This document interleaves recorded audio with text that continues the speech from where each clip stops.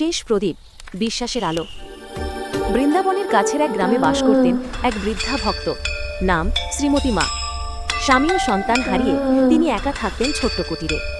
সারা দিন কৃষ্ণের নাম জপ করতেন আর প্রতিদিন রাতে কৃষ্ণের সামনে প্রদীপ জ্বালাতেন। একদিন গ্রামে ভয়ানক ঝড় এলো।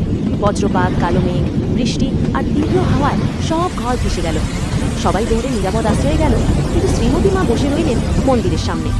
বাড়ির প্রতিবেশী এসে বলল, মা, এখনো কেন বসে আছো? প্রদীপ তো নিভে যাবে।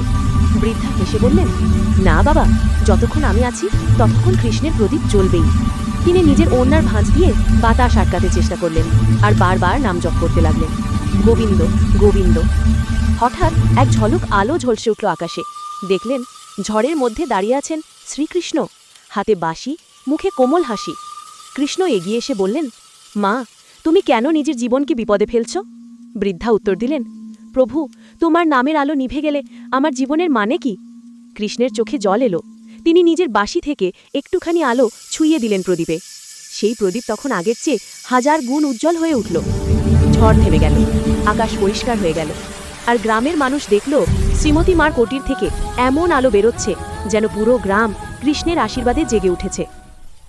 সেই রাত থেকেই মানুষ বিশ্বাস করল যে ভক্তির প্রদীপ কখনো নেভে না, যতক্ষণ তা জ্বলে ভালোবাসা ও বিশ্বাসের আলোয়। শিক্ষা: বিশ্বাস যত গভীর হয়, ঈশ্বর তত কাছে আসেন। রাসযাত্রা শুধু নাচ নয়, এটা হৃদয়ের ভক্তির নৃত্য। ভিডিওটি ভালো লাগলে একটি লাইক করো আর এক্ষুনি চ্যানেলটি সাবস্ক্রাইব করো এরকম ভিডিও প্রত্যেক দিন দেখার জন্য। ধন্যবাদ।